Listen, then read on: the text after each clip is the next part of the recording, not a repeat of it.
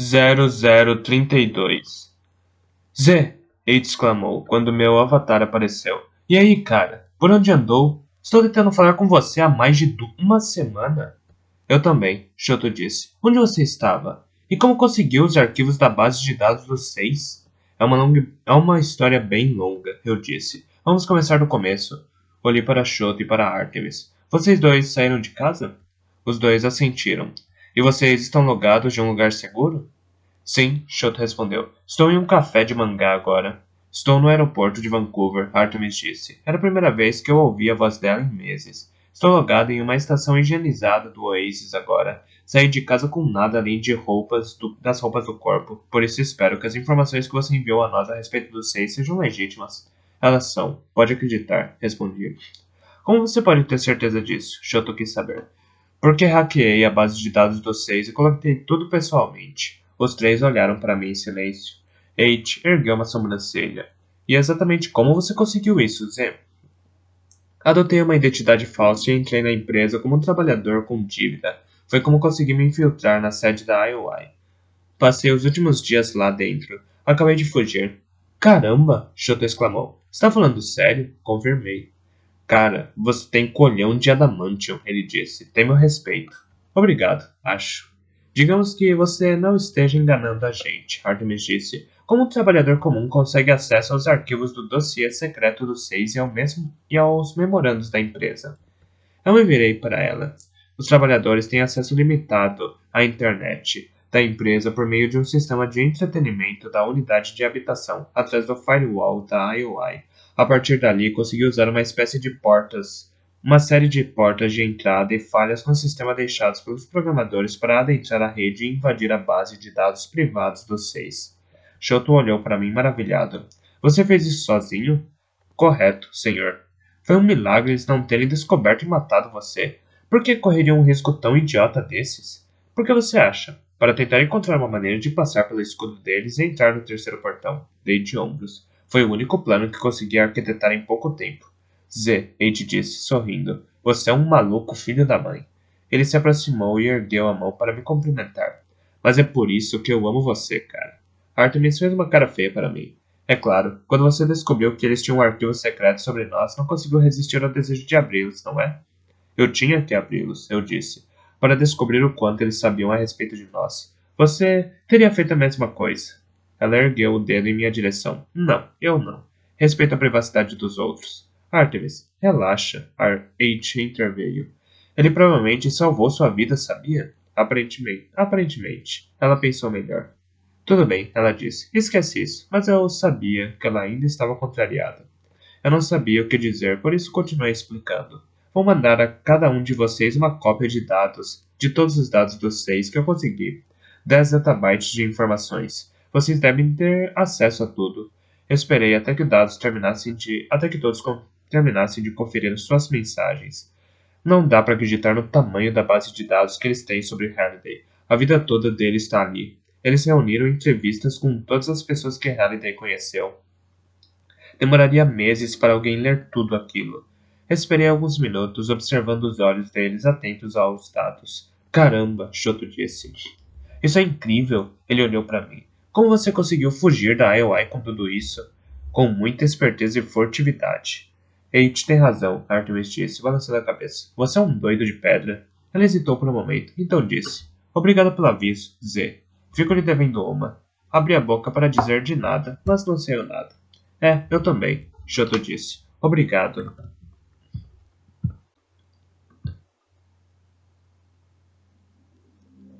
Tudo bem, pessoal, consegui dizer. Bom, e aí? A notícia ruim? Agora pode dar a notícia ruim. Os seis estão perto de passar pelo terceiro portão? Escuta só, respondi sorrindo. Eles ainda nem sabem como fazer para abrir o portão. Artemis e Shoto olharam para mim sem conseguir acreditar. Eiichi abriu um sorriso e então começou a balançar a cabeça e erguer os braços como se estivesse dançando. Yes, yes, cantarolou. Está brincando, né? Shoto perguntou. Neguei com um movimento de cabeça. Não está brincando? Artemis perguntou. E como seria possível? Sorrento está com a chave de cristal e sabe onde fica o portão. Ele só precisa abrir e entrar, certo? Isso aconteceu nos 2 primeiros portões, respondi, mas o terceiro portão é diferente. Abri uma grande janela de vídeo no ar ao meu lado. Vejam isso. É do arquivo de vídeo do 6. É uma gravação da primeira tentativa que eles fizeram para abrir o portão. Toquei o play. O vídeo começou com uma imagem do avatar de Sorrento em pé do lado de fora dos portões do castelo Anurok. A entrada do castelo, que havia sido impenetrável por tantos anos, abriu-se com a aproximação de Sorrento, como as portas automáticas de um supermercado. A entrada do castelo se abre para um avatar que tiver uma cópia da chave de cristal. Expliquei. Se o avatar não tiver uma cópia, não pode atravessar a entrada do castelo, mesmo se as portas já tiverem sido abertas. Assistimos ao vídeo e vimos o avatar de Sorrento passar pela entrada e adentrar um vestíbulo grande com detalhes dourados mais adiante. O avatar de Sorrento atravessou o piso polido e se aproximou de uma grande porta de cristal na parede à frente. Havia uma fechadura bem no meio da porta e logo acima pela tela 3 palavras estavam gravadas na superfície brilhante e facetada da porta.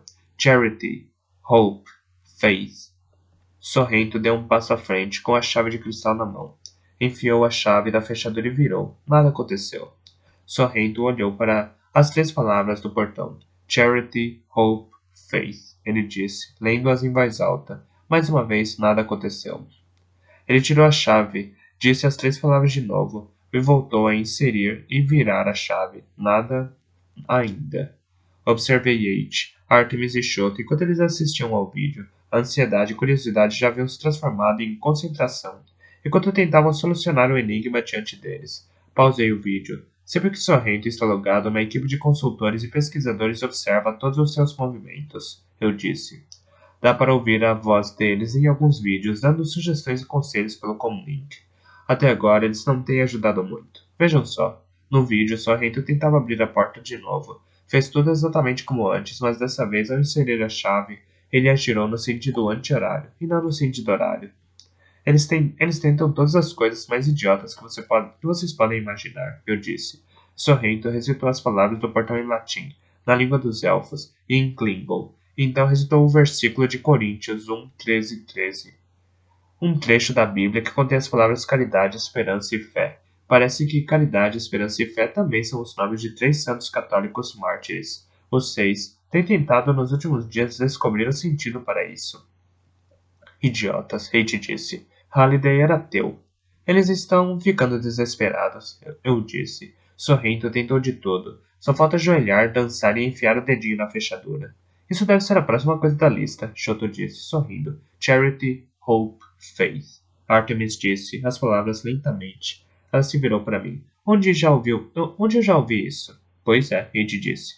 Também já ouvi isso. Também demorei um tempo para descobrir, eu disse. Eles olharam para mim com ansiedade. Diga as palavras ao contrário, sugeri. Melhor ainda, cante-as na ordem contrária.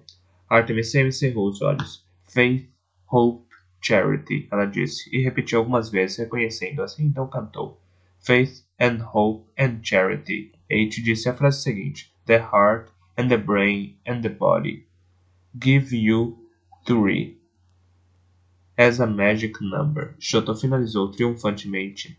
Schoolhouse Rock, os 3 gritaram em uníssono. Viram? Eu disse, sabia que vocês iam sacar. Vocês são espertos pra caramba. 3 is a magic number. Música e letra de Bob Thorold, Artemis disse, como se estivesse tirando as informações de uma enciclopédia de sua mente. Foi escrito em 1973. Sorri para ela. Tenho uma teoria. Acho que essa pode ser a maneira que Halliday encontrou de nos dizer quantas chaves são necessárias para abrir o terceiro portão. Artemis sorriu e então cantou. It takes 3. No more, no less. Shoto continuou. You don't have to guess. H contribuiu. 3 is the magic number. Finalizei. Peguei minha cópia da chave de cristal e ergui. Os outros fizeram a mesma coisa. Temos 4 cópias da chave. Se pelo menos 3 de nós chegarmos ao portão, podemos abrir a passagem. E depois? H perguntou. Entramos pelo portão no mesmo momento? Mas se apenas um de nós conseguir entrar quando o portão se abrir? Artemis perguntou. Duvido que Halliday tenha feito algo assim, eu disse. Como saber o que aquele maluco estava pensando? Artemis perguntou. Ele brincou conosco o tempo todo e agora está fazendo de novo. Afinal, para que exigiria 3 cópias da chave de cristal para abrir o último portão? Talvez porque quisesse nos forçar a trabalhar juntos, sugeri. Ou ele só queria que o concurso tivesse um baita final dramático, Eiichi opinou. Pense bem, se 3 avatares conseguirem entrar pelo terceiro portão no mesmo momento, então a coisa toda se torna uma corrida para ver quem passa pelo portão e chega ao ovo primeiro. Halliday era um sádico maluco, Artemis murmurou. Isso, Eiichi disse, você tem razão. Vejam desta forma, se Halliday não tivesse estabelecido que o terceiro portão precisaria de 3 cópias da chave de cristal para ser aberto, vocês já teriam encontrado o ovo, Shoto disse. Mas os 6 têm dezenas de avatares com as cópias da chave de cristal, Eiichi disse. Eles poderiam abrir o portão agora mesmo se fossem inteligentes o suficiente para desvendar o segredo.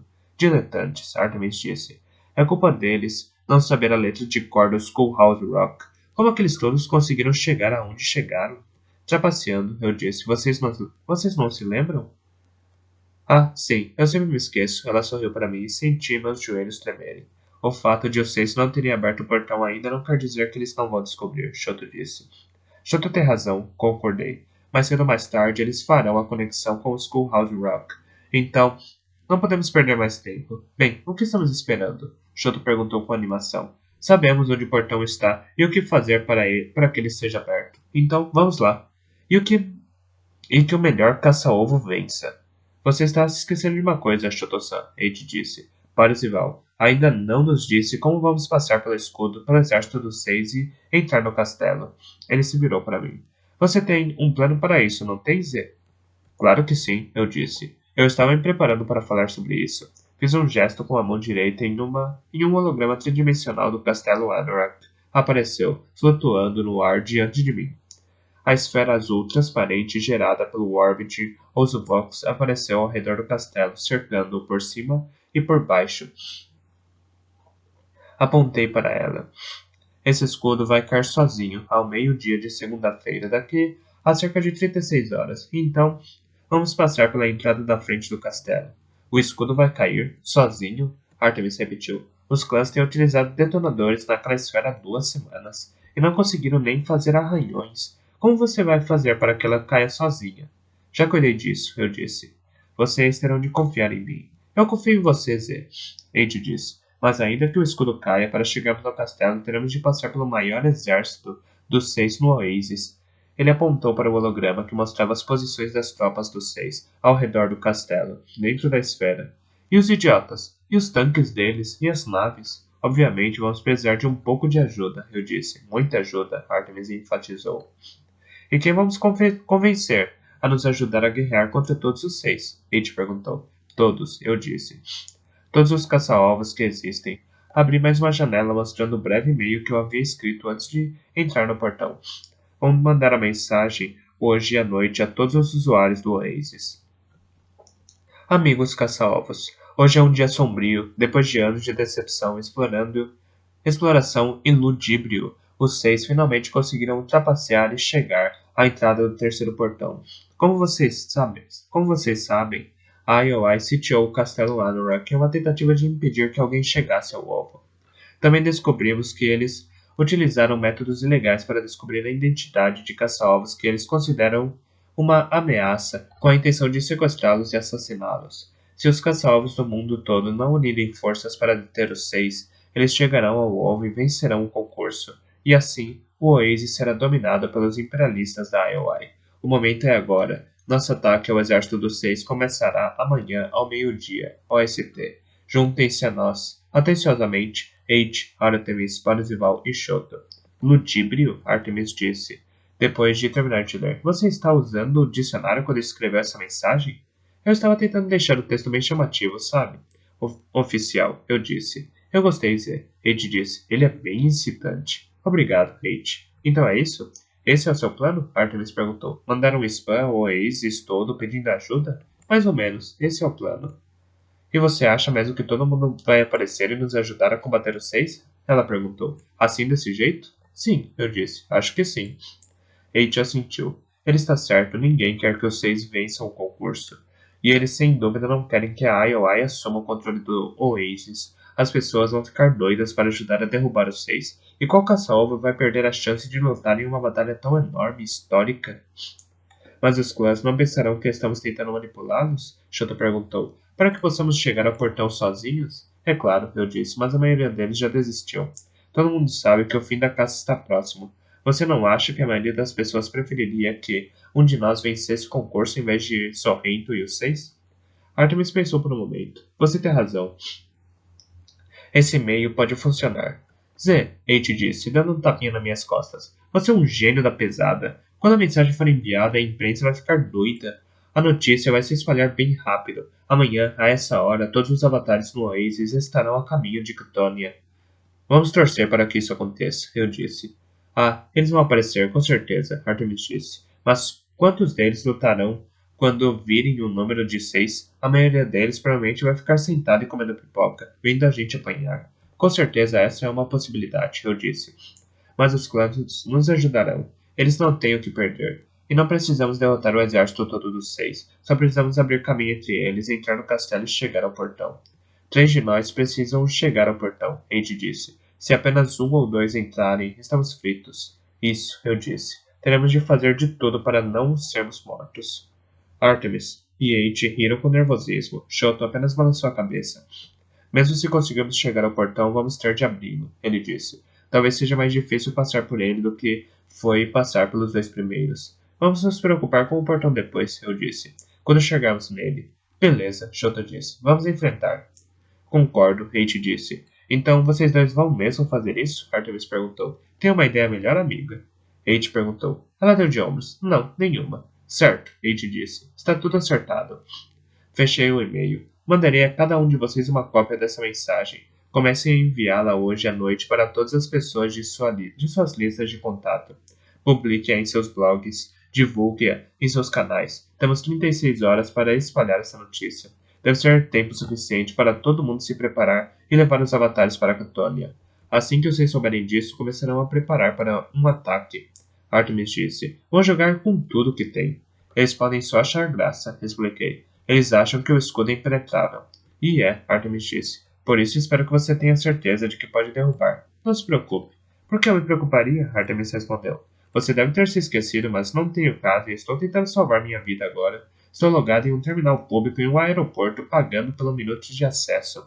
Não posso travar uma guerra aqui, muito menos tentar entrar pelo terceiro portão, e não tenho para onde ir. Shota sentiu. Também acho que não posso ficar aqui onde estou. Estou em uma estação alugada em um cybercafé em Osaka. Não tenho muita privacidade e não acho que é seguro ficar aqui se os agentes dos 6 estiverem procurando por mim.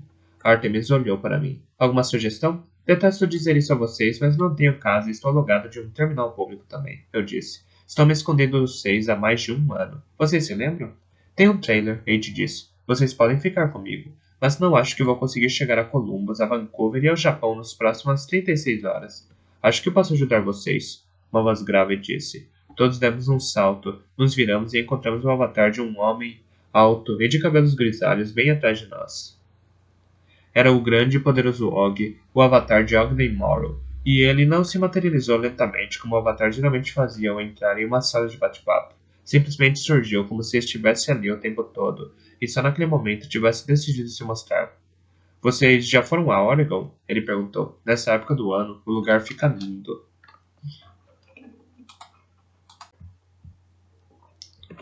0033.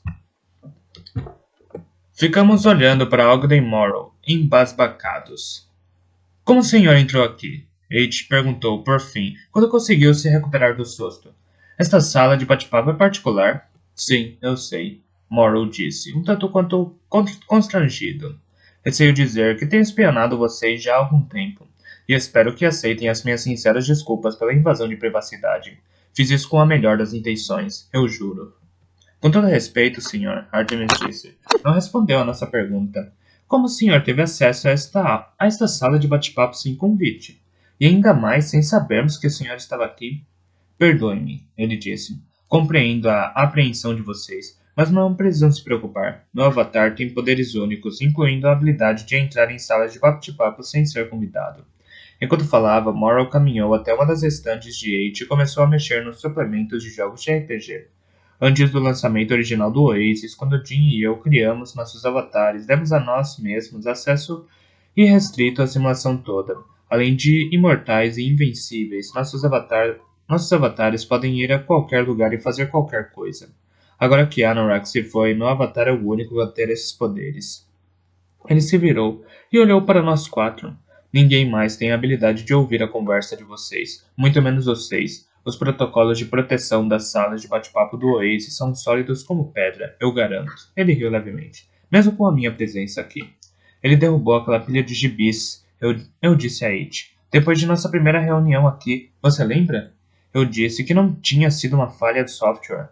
Og assentiu, erguendo os ombros, admitindo sua culpa. Era eu, sim. Sou meio atrapalhado de vez em quando. Fez-se outro silêncio, durante o qual finalmente juntei coragem para falar com Morrow. Senhor Morrow, comecei. Por favor, Morrow disse, levantando a mão. Pode me chamar de Og. Está bem, respondi, rindo de nervoso. Mesmo naquelas circunstâncias, eu estava totalmente atônito. Não conseguia acreditar que estava diante de Og nem Morrow. Og, pode nos dizer por que tem ouvido nossas conversas? Porque quero ajudar vocês, e pelo que eu vi, há 1 minuto parece que vocês precisam de toda a ajuda que conseguirem. Nós nos entreolhamos com nervosismo, e Og deve ter percebido nossa desconfiança. Por favor, não me levem a mal, ele continuou. Não darei dicas nem informações para ajudá-los a chegar ao ovo. Isso acabaria com toda a diversão, não é? Ele caminhou para perto de nós de novo, e ficou mais sério. Um pouco antes de Jim morrer, prometi a ele que, em sua ausência, eu faria tudo o que pudesse para proteger o espírito e a integridade do concurso dele. Por isso estou aqui. Mas, Sr. Og, eu disse, em sua autobiografia o senhor escreveu que você e James Halliday ficaram sem conversar por 10 anos. Morrow olhou para mim sorrindo. Ah, garoto, você não pode acreditar em tudo que lê, ele riu. Na verdade, foi isso mesmo. Passei 10 anos sem falar com ele, mas conversamos algumas semanas antes de sua morte.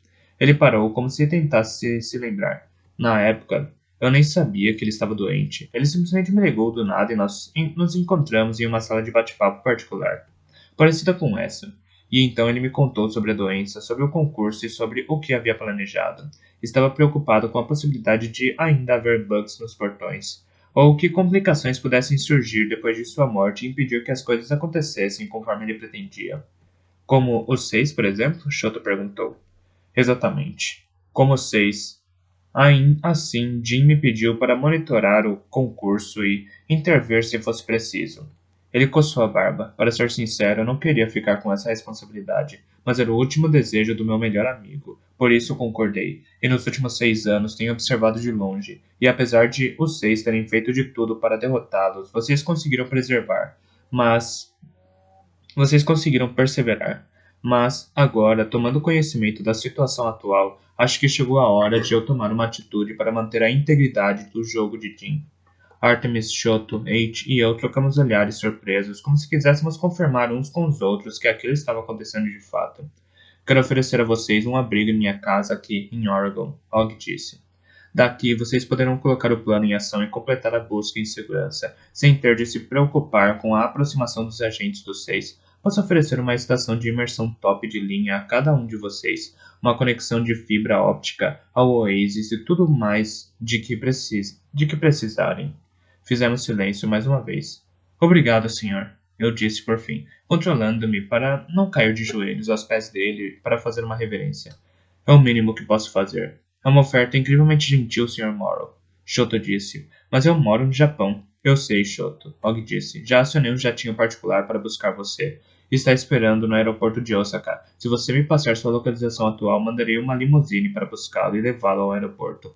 Shoto ficou boquiaberto por uns instantes e então fez uma reverência. Arigato, Moro-san. Não por isso, garoto. Ele se virou para Artemis. Minha jovem, eu sei que você está no aeroporto de Vancouver. Também já providenciei seu transporte. Um motorista está esperando por você na área das esteiras de bagagem, segurando uma placa com o nome Benatar. Ele vai levá-la ao avião que mandei. Por um segundo pensei que Artemis também faria reverências, mas ela correu e abraçou Og. Obrigada, Og, ela disse. Obrigada, obrigada, obrigada. De nada, querida, ele disse ao rir sem jeito. Quando ela se afastou dele, ele se virou para H e para mim. H, você tem um trailer e está nas redondezas de Pittsburgh? H assentiu. Se não se importarem de dirigir até Columbus para buscar seu amigo Parzival, reservarei um avião para pegar vocês dois no aeroporto de Columbus. Isso se vocês não se importarem de dividir a carona. Não, seria perfeito, H disse, olhando para mim de canto de olho. Obrigado, Og. Sim, Obrigado. Repeti. O senhor está salvando nossas vidas? Espero que sim. Ele sorriu e então se dirigiu a todos nós. Boa viagem para vocês. Até mais. E então desapareceu com a mesma rapidez com que havia aparecido. Olha, isso não é legal? Eu disse, virando-me para It. Artemis e Shoto vão de limusine e eu tenho de ir de trailer para o aeroporto com você, seu feioso. Uma lata velha? Não é uma lata velha, It disse, olhando rapidamente para Artemis. Nós quatro finalmente vamos nos conhecer pessoalmente. Será uma honra, Shoto disse. Estou ansioso por esse momento. É, Artemis disse, olhando para mim. Mal posso esperar. Quando Shoto e Artemis saíram, dei a It o endereço de onde estava. É uma franquia de plug. Ligue para mim quando chegar e eu encontro você na frente. Combinado, ele disse. Olha, acho que devo avisar, não sou nada parecido com meu avatar. E daí? Quem se parece com o próprio avatar? Não sou tão alto assim, nem musculoso, e meu nariz é um pouco maior. Só estou avisando. O encontro comigo pode ser meio chocante para você. Está bem. Então, por que não me diz como é agora mesmo? Já estou a caminho, ele disse, ignorando minha pergunta. Encontro você daqui a algumas horas, tudo bem? Sim, dirija com cuidado, cara. Apesar do que havia dito a Eiji, saber que eu estava prestes a vê-lo cara a cara depois de todos aqueles anos me deixou muito nervoso.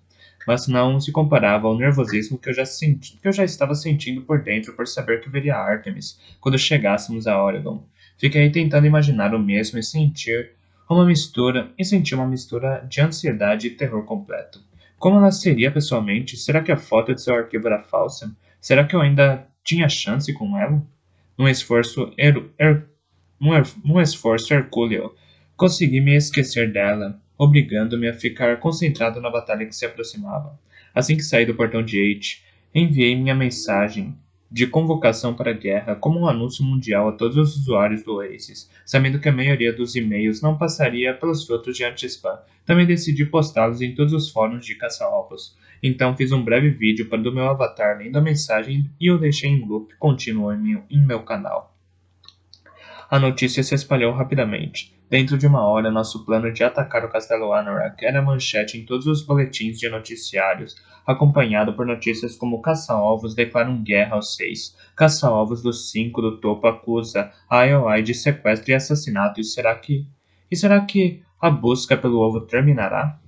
Alguns dos boletins de notícia já estavam transmitindo o clipe do assassinato de Daito que eu havia mandado a eles, juntamente com o texto do memorando de Sorrento citando uma fonte anônima para os dois.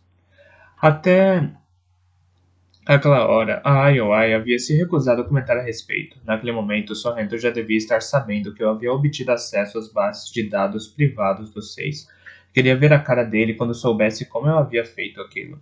Quando soubesse que eu havia passado uma semana inteira poucos andares abaixo do seu escritório. Passei as horas seguintes produzindo o look do meu avatar e me preparando psicologicamente para o que estava para acontecer. Quando já não conseguia manter os olhos abertos, decidi tirar um cochilo enquanto esperava por H. Desabilitei a opção de acesso automático à minha conta e me afundei na cadeira áptica, com minha nova jaqueta servindo como corredor, segurando a pistola que eu havia comprado naquele mesmo dia. Acordei assustado algum tempo depois com o toque de H. Ele estava telefonando para avisar que havia chegado. Saí da estação, peguei minhas coisas e devolvi os equipamentos alugados no balcão da recepção. Quando saí na rua, vi que já tinha escurecido. O vento gelado na pele mais parecia um banho de água fria. O trailer pequeno de H estava a poucos metros, estacionado perto da guia. Era um Sunrider cor de café com leite, com cerca de 3 metros de comprimento, e no mínimo 2 décadas de existência. Uma camada de células solares cobria o teto do carro e uma grande quantidade de ferrugem, a maior parte de sua carroceria. Os vidros eram escurecidos, por isso eu não conseguia ver por dentro. Suspirei profundamente e atravessei a calçada coberta de neve derretida, com uma sensação de medo e ansiedade. Quando me aproximei do veículo, uma porta perto do centro do lado direito se abriu e uma escadinha se estendeu até a calçada. Entrei e a porta se fechou. Eu estava na pequena cozinha do trailer. Estava quase toda escura, apenas com as luzes de orientação acesas no chão acarpetado. À minha esquerda havia uma pequena área onde ficava o quarto dos fundos, acima do compartimento de bateria do trailer. Eu me virei e caminhei lentamente pela cozinha escura, e então afastei a cortina de contas que cobria o acesso para a cabine. Uma garota negra de estrutura pesada estava ao volante do trailer, segurando-o com força e olhando para frente. Ela tinha aproximadamente minha idade, cabelos curtos e encarapinhados e a pele cor de chocolate que brilhava com as luzes do painel. Vestia uma camiseta antiga de um show de Rush, do disco 2112, e os números ficavam esticados por causa de seu corpo avantajado. Também vestia uma calça jeans preta, desabotoada e coturnos. Parecia estar tremendo, apesar de a temperatura estar agradável dentro da cabine. Fiquei parado ali por um momento, olhando para ela em silêncio, esperando que notasse minha presença. Por fim, ela se virou e sorriu, e eu reconheci aquele sorriso no mesmo instante. O sorrisão aberto que eu via milhares de vezes antes no rosto do avatar de Eight durante as inúmeras noites que passamos juntos, no Oasis, contando piadas e assistindo a filmes ruins. E o sorriso não era a única coisa que me pareceu familiar. Também reconheci os olhos e os contornos do rosto. Não tive nenhuma dúvida. A jovem sentada na minha frente era meu melhor amigo, Eight. A emoção tomou conta de mim. O choque deu espaço a uma sensação de traição. Como ela, podia ter me enganado todos aqueles anos? Senti meu rosto corar de vergonha ao me lembrar de todas as intimidades adolescentes que eu havia contado a It, uma pessoa em quem eu confiava totalmente, alguém que acreditava conhecer. Eu não disse nada, e ela olhou para as botas e assim ficou. Eu me sentei no banco do passageiro, ainda olhando para ela, sem saber o que dizer. Ela olhava para mim furtivamente e desviava o olhar com nervosismo. Continuava tremendo. A raiva e a sensação de traição logo desapareceram. Não me controlei. Comecei a rir, sem maldade alguma. E acho que ela percebeu, porque relaxou levemente os ombros e suspirou aliviada, então começou a rir também. Ria e chorava ao mesmo tempo, acredito eu. Oi, H, eu disse, quando paramos de rir um pouco. E aí, beleza, Zé? Ela disse. Só na calmaria. A voz também era familiar, não tão grave quanto online. Durante todos aqueles anos, ela havia utilizado um software para disfarçar a voz. Bem, eu disse. Olha só, aqui estamos nós. H respondeu. Aqui estamos. Um silêncio desconfortável tomou conta do ambiente. Hesitei por um momento, sem saber o que fazer. Então engoli meu retraimento, atravessei o pequeno espaço que nos separava e a abracei. Muito bom ver você, velha amiga, eu disse. Obrigado por ter vindo me buscar. Ela retribuiu o abraço. Muito bom ver você também, ela disse. Percebi que era sincero. Eu a soltei e dei um passo para trás. Caramba, It, eu disse sorrindo.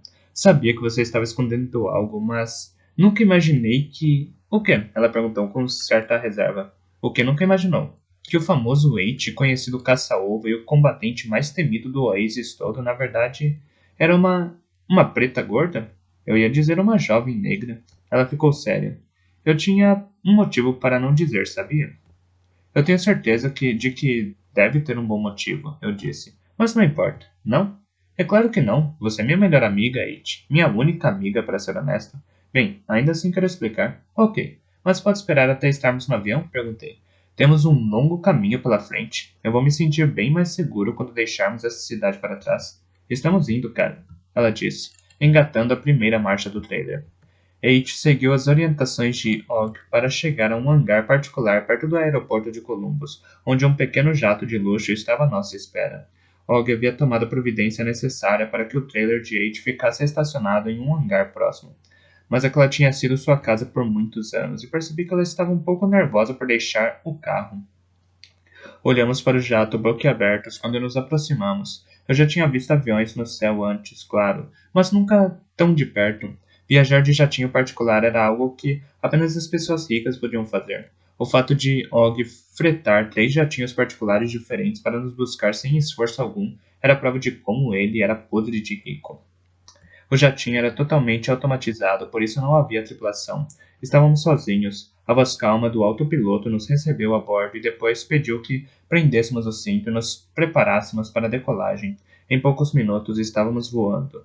Era a primeira vez que nós dois voávamos e passamos a primeira hora de voo olhando pelas janelas, encantados com a vista, enquanto seguíamos pela atmosfera a 10.000 pés de altura. A caminho de Oregon. A caminho de Oregon. Finalmente, quando já estávamos mais acostumados, percebi que Kate estava pronta para falar. Certo, Kate, eu disse. Conte-me sua história. Ela abriu um sorrisão e respirou profundamente. Tudo começou com uma ideia de minha mãe, ela disse. E então contou um resumo de sua vida. Seu nome verdadeiro era Ellen Harris, e era apenas alguns meses mais velha que eu. Cresceu em Atlanta, criada pela mãe solteira. Seu pai havia morrido no Afeganistão quando ela ainda era bebê. Sua mãe, Mary, trabalhava em casa, mas para um centro de processamento de dados online. Na opinião de Mary, o Oasis era a melhor coisa que já tinha acontecido às mulheres e às pessoas negras. Desde o começo, Mary havia usado um avatar de homem branco para realizar todos os seus negócios online, por causa da diferença que fazia no modo com que era tratado e das oportunidades que recebia. Quando H se registrou no Oasis, seguiu o conselho da mãe e criou um avatar de homem branco. Sua mãe sempre a chamou de H desde a infância, por isso ela decidiu usá-la como o nome de sua personalidade online. Alguns anos depois, quando começou a frequentar a escola online, a mãe mentiu a respeito da raça e do sexo da filha na ficha de inscrição. H teve de enviar uma foto para seu perfil escolar, então ela enviou uma imagem fotorrealista do seu avatar masculino que havia criado de acordo com seus traços. H me disse que não via nem conversava com a mãe desde que saiu de casa no dia de seu aniversário de 18 anos. Foi quando ela finalmente revelou sobre sua sexualidade. A princípio, me recusou a aceitar sua homossexualidade, mas então H contou que estava namorando uma garota que havia conhecido pela internet mais de um ano antes. Enquanto H me explicava tudo aquilo, percebi que ela analisava minha reação. Não fiquei muito surpreso, na verdade. Nos últimos anos, H e eu tínhamos falado sobre mulheres em diversas ocasiões. Fiquei até aliviado por saber que, nesse aspecto, H não havia me enganado. Como sua mãe reagiu ao descobrir que você tinha uma namorada? Perguntei. Bem, minha mãe já tinha seus preconceitos bem enraizados, H disse. Ela me expulsou de casa e disse que nunca mais queria me ver. Fiquei sem casa por um tempo, vivi em diversos abrigos, mas acabei juntando um dinheiro por competir nas ligas de jogos do Oasis e consegui comprar meu trailer. E desde então é onde moro. Geralmente só paro de me locomover quando preciso recarregar as baterias. Enquanto conversávamos para nos conhecermos melhor, percebi que já éramos como pessoas que se relacionam há alguns anos. Nós nos conhecíamos há muito tempo, com bastante intimidade. Pensávamos da mesma maneira. Eu a compreendia, confiava nela e a amava como uma amiga querida. Nada daquilo havia mudado nem poderia mudar por algo tão pequeno como sexo, cor da pele ou orientação sexual. O restante de voo passou num piscar de olhos. H e eu logo retomamos nosso ritmo normal e logo era como se estivéssemos dentro do porão de novo, falando besteira enquanto jogávamos Quake ou Joust. Qualquer receio que eu sentisse a respeito da solidez de nossa amizade no mundo real já havia desaparecido quando já tinha aterrissado na pista particular de Og em Oregon. Voamos para o oeste, atravessando o país apenas algumas horas antes do amanhecer. Por isso ainda estava escuro quando aterrissamos. H e eu ficamos surpresos ao descer do avião, olhando atônitos para a cena ao nosso redor. Mesmo com a luz fraca da lua, a visão era de tirar o fôlego. A silhueta escura e imponente das montanhas Wallowa nos cercava de todos os lados. Fileiras de luzes azuis de orientação se estendiam pelo chão atrás de nós, delineando a pista de aterrissagem de Og. Logo à frente, uma escada íngreme de pedras na borda da pista nos levou a uma mansão enorme e iluminada construída num platô perto da base da cadeia montanhosa. Diversas quedas d'água eram vistas à distância escorrendo dos picos ao longe. Parece Rivendell, H disse, tirando as palavras da minha boca. Concordei. É igualzinho a Rivendell, da trilogia O Senhor dos Anéis. Eu disse, ainda olhando para a paisagem encantado. A esposa de Og era uma grande fã de Tolkien. Você não se lembra? Ela construiu este lugar para ela. Ouvimos um zunido elétrico atrás de nós, quando a escada do jatinho se retraiu e a porta se fechou. Os motores se ligaram de novo e o avião fez a volta, preparando-se para decolar de novo. Ficamos em pé, observando enquanto ele voltava para o céu, claro e estrelado. Então, nós voltamos e começamos a subir a escada que levava à casa. Quando chegamos ao topo, Og Morrow estava ali, à nossa espera. Bem-vindos, meus amigos, Og disse, estendendo os braços para nos receber. Estava usando um roupão de banho xadrez e pantufas de coelho. Bem-vindos à minha casa. Obrigado. Obrigada, senhor, H disse. Obrigada por nos convidar. Ah, você deve ser H, ele respondeu, apertando a mão dela. Se estava surpreso com a aparência dela, soube disfarçar. Reconheci sua voz. Ele piscou para ela e lhe deu um abraço, então se virou e me abraçou também. E você deve ser Wade, ou melhor, o Parzival. Bem-vindos, bem-vindos. É realmente um prazer conhecer vocês. O prazer é nosso, eu disse, sendo sempre gratos pela ajuda. Vocês já me agradeceram bastante, então podem parar. Ele se virou e nos guiou por um enorme gramado em direção à sua enorme casa. É muito bom poder receber visitas. Infelizmente estou sozinho desde que Kira faleceu. Ele ficou em silêncio por um momento e então riu. Quase sozinho, porque tenho a companhia dos cozinheiros, das empregadas e dos jardineiros, claro. Mas todos eles vivem aqui também, então não podem ser considerados visitantes. Nem H nem eu sabíamos o que responder, por isso ficamos apenas sorrindo e concordando. Por fim, tomei a coragem e perguntei: Os outros já chegaram? Shoto e Artemis? Alguma coisa na maneira com que eu disse Artemis fez Morrow rir, uma risada alta e comprida. Depois de alguns segundos, notei que Kate ria de mim também. O que foi? Perguntei. Qual é a graça? Sim, Og disse, sorrindo. Artemis foi a primeira a chegar, várias horas atrás, e o avião de Shota regressou cerca de meia hora antes de vocês. Vamos conhecê-los agora? Eu perguntei, escondendo muito mal minha ansiedade. Og balançou a cabeça. Artemis achou que conhecer vocês dois agora seria uma distração desnecessária. Quis esperar a realização do grande acontecimento e Shoto concordou. Ele me observou por um momento. Provavelmente é o melhor a se fazer, sabe? Você tem um longo dia pela frente. Concordei, sentindo uma mistura esquisita de alívio e decepção. Onde eles estão agora? Kate perguntou. Og ergueu o punho de modo triunfante. Já estão logados. Preparando-se para o ataque aos 6. A voz dele ecoou pelo chão e pelas muralhas de pedra de sua mansão. Sigam-me. A hora se aproxima. O entusiasmo de Ogden me despertou para a realidade de novo e eu senti um frio na barriga. Seguimos nosso benfeitor pelo quintal iluminado pela lua. Quando nos aproximamos da casa principal, passamos por um jardim cercado por portões e repleto de flores. O jardim ficava em um local estranho e só percebi qual era seu propósito quando vi um túmulo no centro. Entendi que aquele deveria ser o túmulo de Kira Morrow, mas, mesmo com a luz forte da lua, ainda estava escuro demais para eu conseguir ler a inscrição na lápide. Og nos conduziu pela entrada suntuosa da mansão. As luzes estavam apagadas do lado de dentro, mas em vez de acendê-las, Morrow pegou uma tocha grande da parede e a utilizou para iluminar o caminho.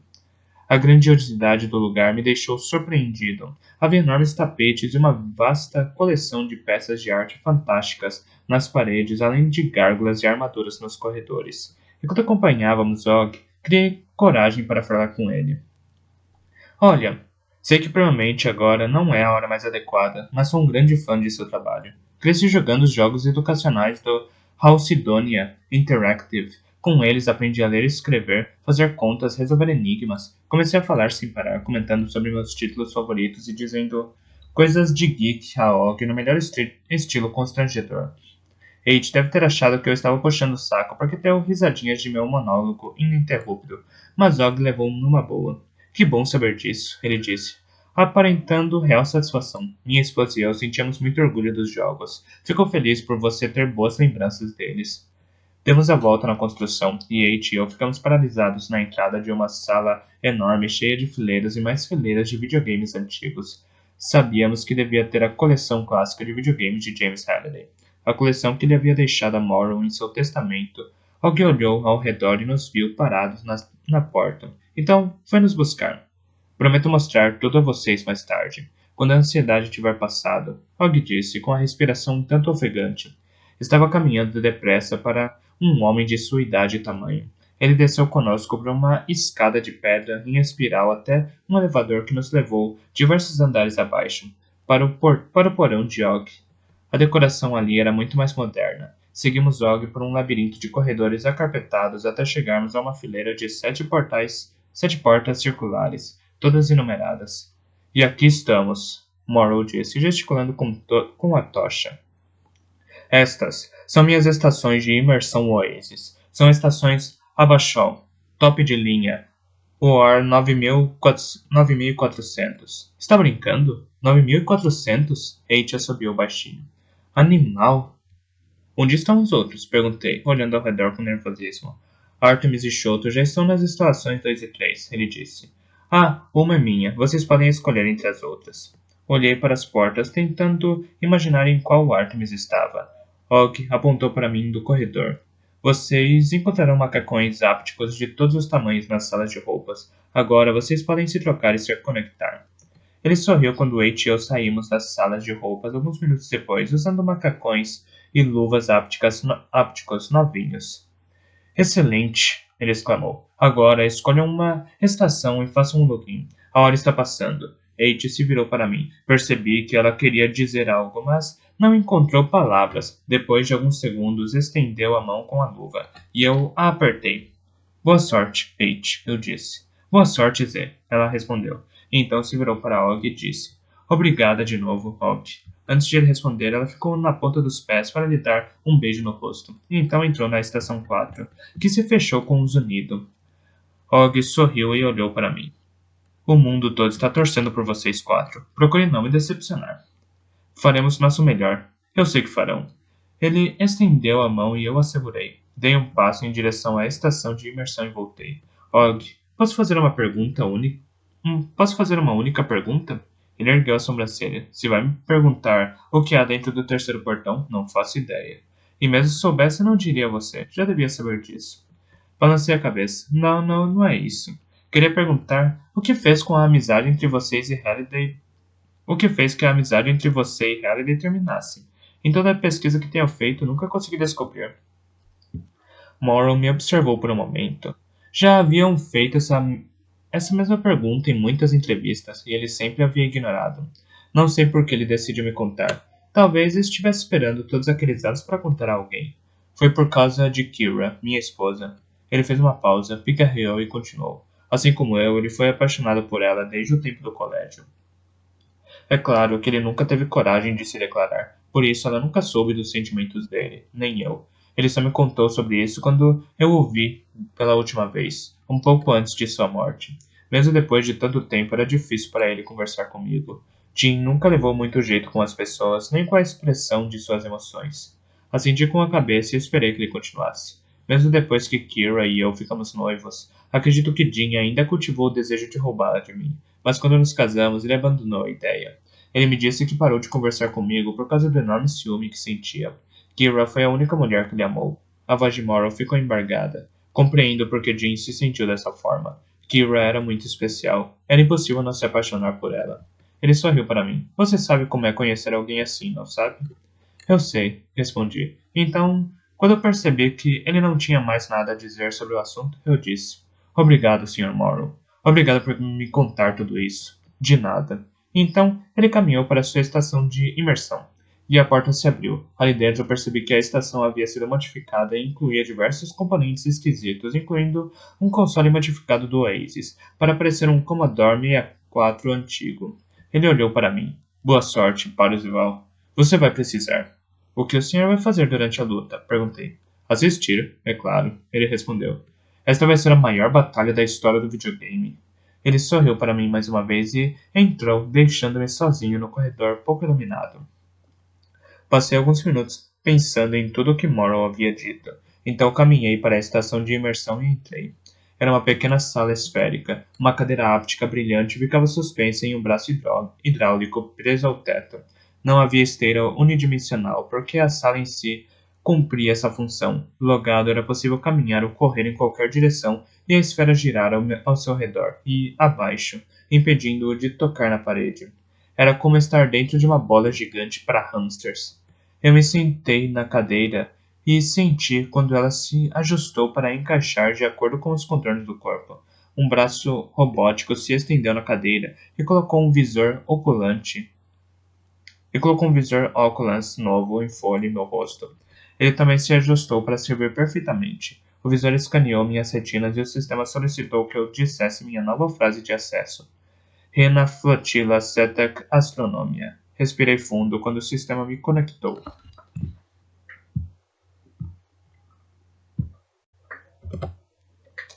0034. Eu estava pronto para arrebentar. Meu avatar estava todo preparado, armado até os dentes. Coloquei o máximo de itens mágicos e armamentos que eu conseguia enfiar em meu inventário. Tudo estava certo. O plano em ação. Hora de partir. Entrei no hangar de minha fortaleza e apertei um botão na parede para abrir as portas de lançamento. Elas se separaram, revelando aos poucos um túnel de lançamento que levava à superfície de Falcon. Caminhei até o fim da pista, passando pelo meu Xing e pelo meu X-Wing e pelo Vonnegut. Não pegaria nenhum dos dois. Eram duas naves excepcionais com armas e defesas formidáveis, mas não me ofereceriam a proteção de que eu precisaria na batalha que em breve ocorreria em Ctônia. Felizmente, eu agora tinha um novo modo de transporte. Retirei o robô Leopardon de 12 polegadas de meu inventário e o coloquei na pista, com cuidado. Um pouco antes de eu ser preso pela IOI, dediquei algum tempo para analisar o robô de brinquedo e notar seus poderes. Como eu havia suspeitado, o robô era, na verdade, um item mágico poderoso. Eu tinha demorado muito para descobrir a palavra de comando exigida para que ele fosse ativado. Assim como na série original Supaidaman, de Toei, era possível ativar o robô simplesmente gritando o nome dele. Fiz isso naquele momento, tomando o cuidado de me afastar uma boa distância antes de gritar Leopardon! Ouvi um barulho estridente que parecia metal sendo raspado. Um segundo depois, o robô havia alcançado uma altura de quase 100 metros. A parte de cima da cabeça dele passou pelas portas de lançamento no alto do hangar. Olhei para o robô enorme, admirando os detalhes aos quais Halliday havia atentado ao fazer a codificação. Todas as características do robô japonês original tinham sido recriadas, incluindo a gigante espada brilhante e o escudo com desenho de teia de aranha. Todas as características do robô japonês original tinham sido recriadas, incluindo a gigante espada brilhante e o escudo com desenho de teia de aranha. Havia uma pequena porta de acesso no enorme pé esquerdo do robô que se abriu quando me aproximei, e ali dentro havia um elevador pequeno. Ele me levou por dentro da perna e pelo torso da máquina até a cabine localizada dentro do peito reforçado. Quando me sentei na cadeira do piloto, vi um bracelete de controle prateado e uma caixa transparente na parede. Eu o peguei e coloquei no pulso do meu avatar. O bracelete permitiria que eu usasse comandos de voz para controlar o robô enquanto estivesse fora dele. Havia diversas fileiras de botões no console à minha frente, todos com palavras em japonês. Pressionei um deles e os motores foram acionados. Então, acionei o manche e os dois motores foguetes, em um de cada lado dos pés do robô, foram acionados, lançando-o para cima, para fora da fortaleza, no céu cheio de estrelas de Falco. Percebi que Halliday havia colocado um antigo tocador de fitas de 8 faixas no painel de controle da cabine. Havia também uma pilha de fitas acima de meu ombro direito. Peguei uma delas e inseri no tocador. Dirty Deeds Done Dirt Ship, do AC/DC. Começou a tocar pelos alto-falantes internos e externos do robô, tão alto que meu assento vibrava.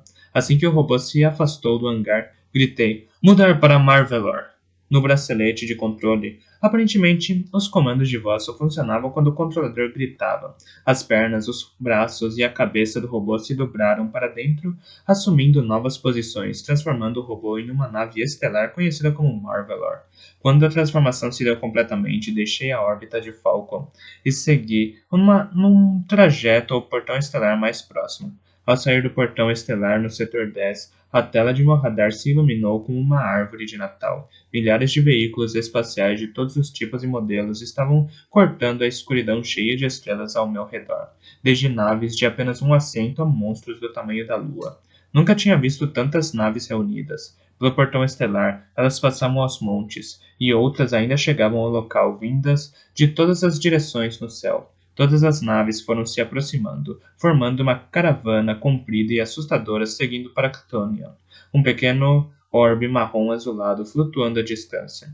Era como se todas as pessoas do Oasis estivessem indo para o castelo Anorak. Senti de repente uma onda de animação, apesar de saber que o alerta de Artemis podia ser verdade, que a maioria dos avatares deveria estar ali apenas para ver o espetáculo, sem a intenção de arriscar a vida na luta contra os seis. Artemis, Artemis. Depois de todo aquele tempo, ela estava dentro de uma sala a apenas alguns metros de mim. Íamos nos conhecer pessoalmente assim que a luta terminasse. Eu devia estar morrendo de medo, mas na verdade só senti uma calma muito grande tomando conta de mim. Independentemente do que acontecesse em Tonya, todos os meus riscos já tinham valido a pena. Voltei a Marvelar para sua forma de robô e então me uni à tropa de espaçonaves. Minha nave se destacava entre as outras por ser a única em forma de robô gigante. Um amontoado de naves menores logo se uniu ao meu redor, pilotadas por avatares curiosos se aproximando para ver o Leopardon de perto. Tive de colocar meu comlink no mudo, porque muitas pessoas tentavam falar comigo, perguntando quem diabos eu era e onde havia conseguido um transporte tão radical. Conforme o planeta Cutonia ficava maior, na janela da minha cabine, a quantidade de naves ao redor parecia aumentar excepcionalmente. Quando eu finalmente adentrei a atmosfera do planeta e comecei a descer para a superfície, foi como voar no meio de uma colmeia de abelhas de metal. Na área ao redor do castelo Anorak, mal conseguia acreditar no que via. Uma massa concentrada e pulsante de naves e avatares cobria o solo e sobrevoava o local. Parecia um festival Woodstock de outro mundo. Avatares lado a lado em todas as direções, outros milhares voavam por cima e ao redor, mantendo o fluxo constante de naves, e no meio de toda aquela loucura estava o castelo Anorak.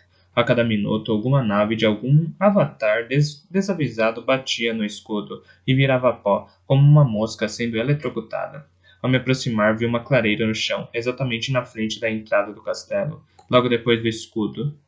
Três gigantes estavam lado a lado no centro daquele espaço. A multidão ao redor deles continuava se remexendo, mas era contida pela empurra-empurra de avatares que tentavam manter uma distância respeitosa de Eight, Artemis e Shoto, cada um deles dentro do próprio robô brilhante e gigante. Aquela era a minha primeira oportunidade de ver quais robôs Eight, Artemis e Shoto tinham escolhido após passarem pelo segundo portão, e precisei de um tempo para ver o robô fêmea gigante que Artemis pilotava. Era preto e cromado, com uma cabeça em forma de bumerangue e placas simétricas no peito, que faziam com que ele parecesse uma versão feminina de Transor Z, um personagem da série de anime Mazinger Z, conhecida como Minerva X. Eiichi havia escolhido um RX-78 Gundam Mech da série de anime Mobile Suit Gundam, uma das favoritas dele. Apesar de eu saber que Eiichi era na verdade uma moça, o avatar dela continuava como homem, e por isso decidi me referir a ele como a alguém do sexo masculino. Shoto estava bem mais alto que os dois, escondido dentro da cabine do Raiden, um enorme robô vermelho e azul da série de anime de meados dos anos 70 Brave Raiden. O robô levava um arco dourado em uma mão e um escudo dourado de espinhos na outra. Mudei a direção de modo que o leopardo não ficasse ereto, desliguei os motores e desci o que faltava até a superfície. Meu robô caiu apoiado em um dos joelhos e o impacto chacoalhou o solo. Quando me endireitei, as pessoas que observavam começaram a entoar o nome do meu avatar. Parzival! Parzival! Os gritos diminuíram e eu me virei para meus companheiros. Bela entrada, seu exibido, Artemis disse, usando o nosso canal de comlink privado. Chegou tarde de propósito? Não foi culpa minha, eu juro, eu disse, tentando melhorar a situação. Havia uma fila enorme no portão estelar. Eiichi mexeu a enorme cabeça. Todos os terminais de transporte do mundo estão cuspindo avatares desde ontem à noite. Ele disse, apontando para a cena a nosso redor com a mão enorme do Gundam. Uma loucura, nunca vi tantas naves e avatares em um só lugar. Nós também não, Artemis disse. Fico surpreso ao ver que os servidores da GSS conseguem dar conta de tantos acessos, de tanta atividade em um setor. E não parece estar enfrentando problemas. Olhei por bastante tempo para a multidão de avatares ao nosso redor, e depois para o castelo. Havia milhares de avatares e naves voando ao redor do escudo com alguns tiros, raio laser, mísseis e outros projéteis, aparecendo de vez em quando e nenhum deles danificava a superfície. Dentro da esfera, milhares de avatares de 6 fortemente armados estavam em silêncio, rodeando o castelo em toda a sua extensão. Entre eles havia fileiras de tanques pesados e naves. Em qualquer outro ambiente, o exército dos 6 causaria boa impressão, talvez até parecesse incontrolável, mas diante da multidão sem fim que os cercava naquele momento, eles pareciam poucos, sem possibilidade de vencer. Pois é, Parzival, Shoto disse, virando a enorme cabeça do robô em minha direção. É hora do espetáculo, meu velho. Se a esfera não cair como você disse que vai, a situação vai ser bem embaraçosa. Han Solo vai derrubar esse escudo, Eiichi disse. Precisamos dar mais tempo para ele. Eu ri e levei a mão direita do meu robô ao pulso esquerdo, indicando a hora. Eiichi está certo. Faltam 6 minutos para meio-dia. O fim da minha frase foi marcada por mais uma manifestação da multidão.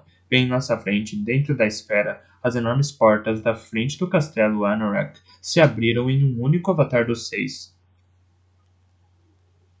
Bem em nossa frente, dentro da esfera, as enormes portas da frente do castelo Anorak se abriram, e um único avatar dos 6 estava ali dentro, sorrindo. Sorrindo com as vaias e os gritos recebidos, Sorrento acenou para as tropas dos 6 paradas diante do castelo, e elas se espalharam imediatamente, abrindo um grande espaço. Sorrento entrou, posicionando-se diretamente do outro lado de onde estávamos, a alguns metros de distância, do lado oposto ao do escudo. Outros 10 avatares dos 6 apareceram de dentro do castelo e se posicionaram atrás de Sorrento, uns bem afastados dos outros. Não estou gostando nada disso, Artemis disse em seu microfone. Pois é, Eiichi concordou. Nem eu.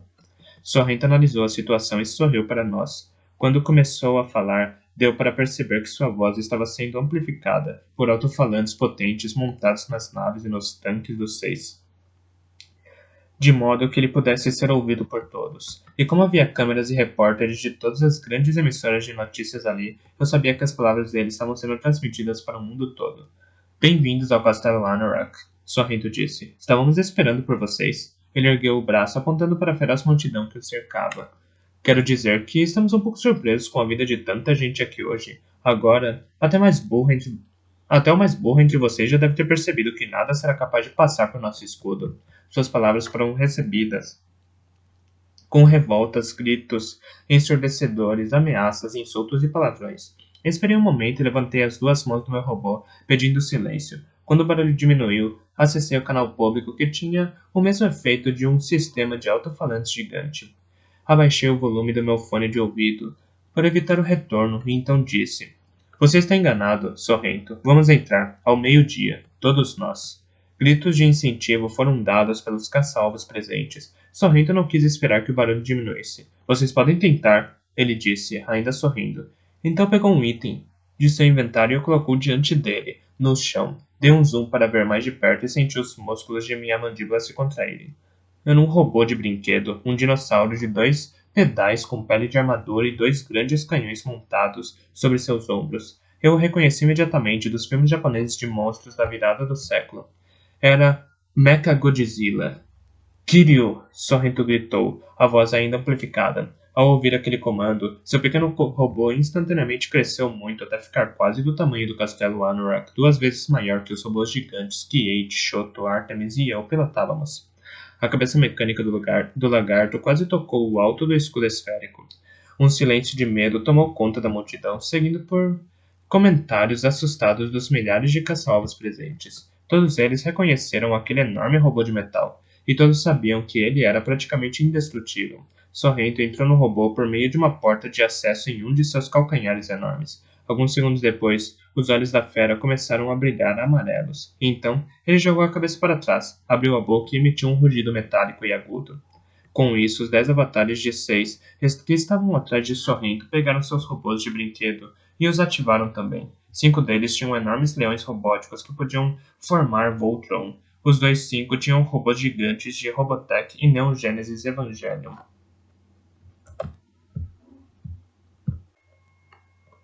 Sorrento entrou no robô por meio de uma porta de acesso em um de seus calcanhares enormes. Alguns segundos depois, os olhos da fera começaram a brilhar amarelos. E então ele jogou a cabeça para trás, abriu a boca e emitiu um rugido metálico e agudo.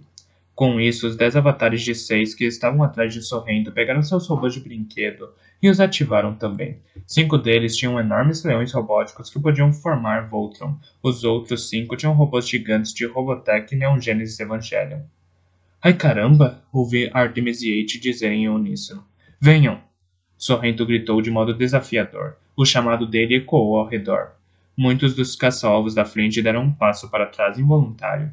Alguns outros se viraram e saíram correndo, mas Eiichi, Shoto, Artemis e eu continuamos ali. Conferi o horário em meu display. Faltava menos de 1 minuto agora. Apertei um botão no painel de controle do Leopardo e meu robô gigante pegou a espada brilhante. Não testemunhei as coisas pessoalmente, mas posso confirmar com certeza o que aconteceu em seguida. Os 6 haviam erigido um bunker enorme atrás do castelo Anorak, cheio de armas e equipamentos de guerra que haviam sido levados por eles antes de ativarem o escudo. Havia também uma grande fileira de 30 supply droids, que tinham sido instalados na parede esquerda do bunker. Graças à falta de imaginação por parte do designer dos supply droids, todos eles se pareciam com o robô Johnny Five do filme de 1986, Curto-Circuito. O incrível robô. Vocês usavam aqueles robôs principalmente como empregados para buscar equipamentos e munição para as tropas do lado de fora. Faltando exatamente 1 minuto para o meio-dia, um dos supply droids de designação SD-03 ligou-se e se desencaixou de sua plataforma de carregamento. Então rolou para frente em suas esteiras de tanque, cruzando o chão de bunker até a jaula do outro lado. As sentinelas robóticas estavam na entrada do arsenal. O SD-03 transmitiu os pedidos de equipamentos a eles, um pedido que eu mesmo havia feito na internet dos 6 2 dias antes. As sentinelas verificaram o pedido e deram um passo para o lado, permitindo que o SD-03 entrasse na jaula. Ele continuou além das prateleiras, onde havia muitos armamentos, espadas mágicas, escudos e armaduras poderosas, rifles de plasma, armas de guerra e diversos outros itens. Porém, por fim, o robô parou. A prateleira diante dele tinha 5 dispositivos com formato de octaedro, cada um deles na forma de uma bola de futebol. Eles tinham um pequeno painel de controle em um de seus 8 lados, juntamente com o número de série SD-03. Encontrou o número de série que combinava com o do formulário de pedido, e então, seguindo instruções que eu havia programado, o robozinho usou o dedo indicador parecido com uma garra para registrar uma série de comandos no painel de controle do dispositivo. Quando terminou, uma luz pequena acima do teclado passou de verde para vermelha, e então o SD-03 pegou o octaedro. Ao sair da sala do arsenal, uma bomba antimatéria induzida por fricção foi retirada do inventário computadorizado dos 6. O SD-03 então saiu do bunker e começou a subir uma série de rampas e escadas que os 6 tinham construído nas paredes externas do castelo para oferecer acesso aos níveis mais altos. Pelo caminho, o robô passou por diversos pontos de segurança. Em cada ponto, os robôs sentinelas escaneavam a permissão e descobriam que o robô tinha permissão para ir aonde bem entendesse. Quando o SD-03 chegou ao mais alto nível do castelo Anorak, rolou para fora de uma plataforma de observação localizada ali. Naquele momento, o SD-03 deve ter atraído alguns olhares curiosos do esquadrão de elite de avatares dos 6 que guardavam a plataforma. Não tenho como saber, mas mesmo se os guardas de alguma forma conseguissem antever o que estava prestes a acontecer e abrissem fogo contra o robozinho, seria tarde demais para que ele fosse detido. O SD-03 continuou indo diretamente para o centro do fogo, onde um mago de alto nível dos 6 estava sentado, segurando o orbe de Ozovox, o artefato que grava o escudo esférico ao redor do castelo.